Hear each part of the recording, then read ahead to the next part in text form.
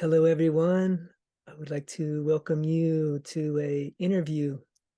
My name is Shane Osharua Alexander, and we're about to launch our first group circle called Tribe of Humankind, where we're going to gather a small group of people together to talk about the spiritual evolution of the human species.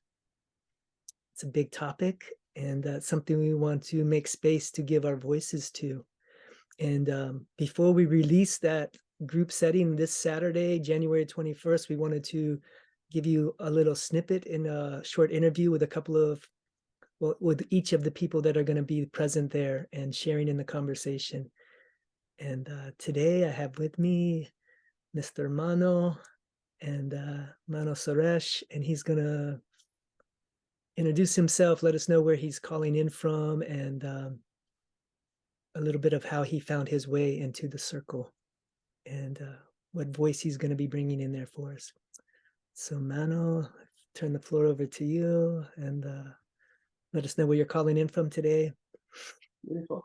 Hey everyone. Yeah, my name is Mano, and my full name is Manojan, and I'm calling in from Fort Lauderdale, Florida, and just enjoying the 19-degree warmth. I live in Canada usually, so it's pretty cold and snowy out there, but I'm very grateful to be in the Sunshine State. Yeah.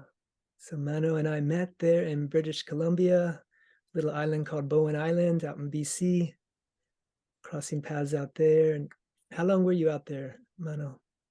About 4 years. About 4 years. Okay. Yeah. And can you give us a little bit of a timeline of like your travels and how you've arrived? How long have you been in Florida now, and how long have some of your journeys that have arrived you there? Certainly, yeah. So I moved to British Columbia in 2018, I believe in June, in 2018, June. And I lived on a conscious community farm there for 3 years, where I really had an opportunity to explore my spirituality, get into a lot of practices, whether that's meditation, breath work, different pranayamas, yogas, and also to emotional intelligence in a Mm. very safe and very natural environment. And and from there, I really felt like I was expanding as a human being, as a being, and understanding the fundamentals of what makes us beyond the body, beyond the cell. What are we? What does soul? Like asking deeper questions within myself, and I was actually starting to hear answers that was coming through. Um, and from there, I decided to move to the coast. I figure it's gonna be nicer weather. I'll be surrounded by ocean and the mountains, and that's where we met on Bowen Island. Yeah. If I remember correctly, I did my first ayahuasca ceremony after 3 years of break. Right. That's right. Yes. Yeah. Wow. Then I What a remember privilege. I remember coming to you and saying, you're like, how are you feeling? And I go, yeah, it feels like going home. And you're like, Mm. You're at the right place. yeah, Yes. exactly. You've arrived at the So, right vibration. All right. So 3 years before we met then was maybe was that your first medicine ceremony then at the in 2018-ish? Or that's right. Yeah. In 2000, actually 2017 was my first medicine ceremony. Um, Mhm. I dove right in. I did my first ayahuasca ceremony. It was like a 7 days long. I drank 5 times. Holy. Hmm. Yeah, it was very powerful. It was a very powerful ceremony. And in 2018, I went back to stay with the center for about a month, where I drank like number of time, about like a 9 ceremonies in a month. Wow. That was very powerful, very profound. And I decided to take a break from working with the medicine at all and really integrate all the messages that came through. As Hmm. you know, like a one ayahuasca session alone, there's a lot of information that comes through. Hmm.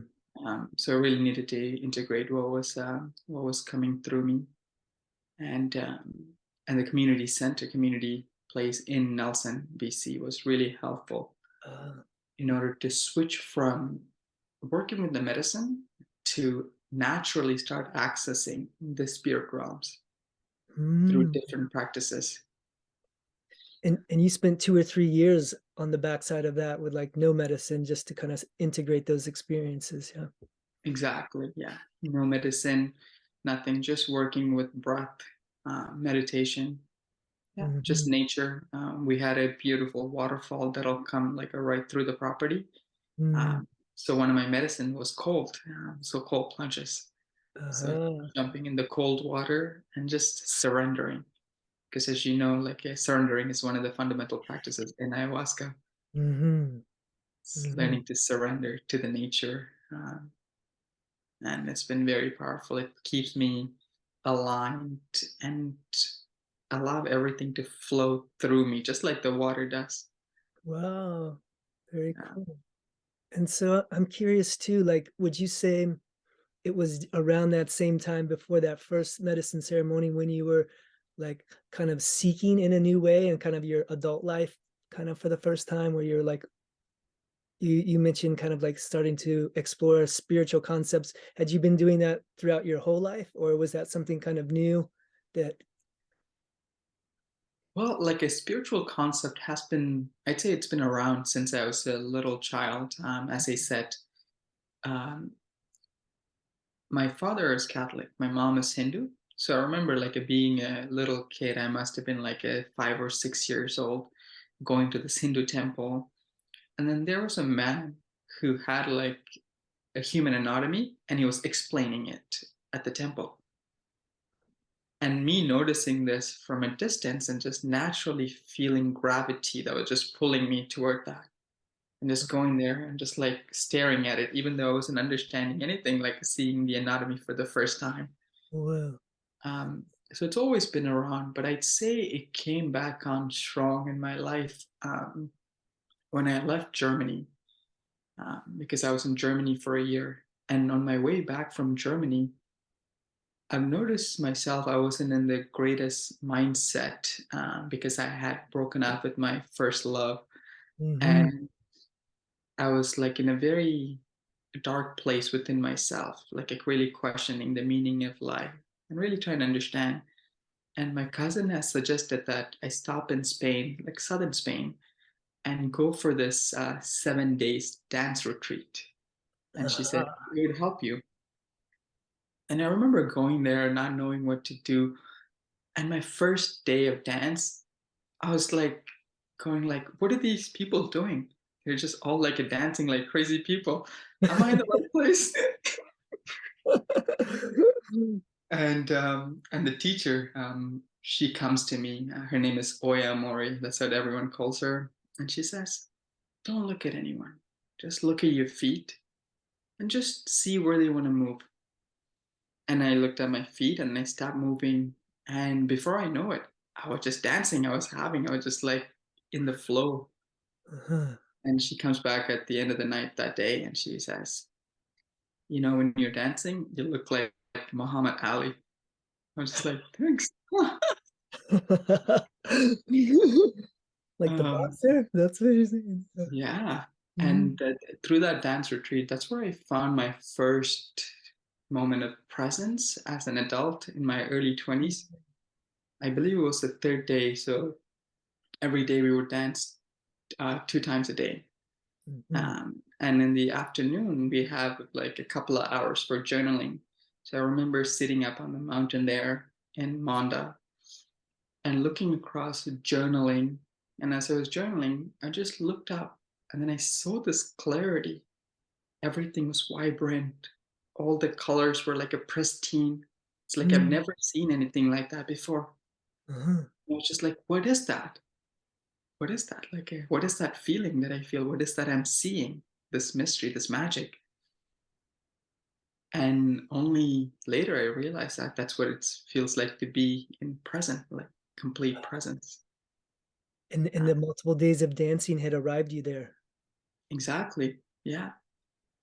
Just like a natural way of just feeling present, feeling content, feeling like a one. And I find that, when I dance, I'm able to dance with all aspects of my being, that Ah, I'm not separate fragments. uh-huh. I'm able to bring all of that back into unity, into oneness within myself. Thus, I'm whole. Whoa. Like at some moments, like 3-year-old you's dancing, and another moment, like 13-year-old you's dancing, and That's right. like all different aspects are dancing through you, and Dancing through me, dancing with me. Yeah, rejoice. Like I'm sad, I'm dancing. I'm happy, I'm dancing. Like all the emotions are dancing with me. There mm, isn't just one emotion that's left behind. And even as I speak, I can feel this chills in my body. yeah. Yeah. So we'll bring our interview to a close today, but before we do, one last question. I'm just curious, like, what would you name as the thread of continuity between all these different spiritual experiences you've had? What connects them all? What makes them spiritual? Or Whenever I'm in this space, my heart is full. It's abundance. Uh, there isn't any stories. There isn't any judgment. I'm just content, and I just want to keep feeling that contentment. I don't want to be, mm, in a place where I'm questioning life. Rather, I'm enjoying life. uh-huh, So uh-huh, I find that like doing these practices keep helping me integrate all of who that I am and removes all the separation that the mind or the stories create. mm-hmm, mm-hmm. I'd I say like that's the thread that weaves all of these together. beautiful, Mano. I'm so happy to have you in our circle and to have your voice present in this conversation. Um, Ever since I first met you, I've been moved by your presence, by who you are, how you carry yourself, how you walk in this world, and your joy and excitement for life is contagious and a pleasure to have around. And so I just want to invite the audience to hope this little interview whet your appetites and gets you excited to check out our bigger discussion where Mano and I are with 3 other people having a conversation about what's going on the planet and where we're going and what's our highest vision for humanity and how we're going to get there. And we'll talk that out with each other to share our different viewpoints. So please tune in with that next conversation. Stay tuned for Tribe of Humankind Circle coming your way. And till then, we'll see you soon. Bye bye.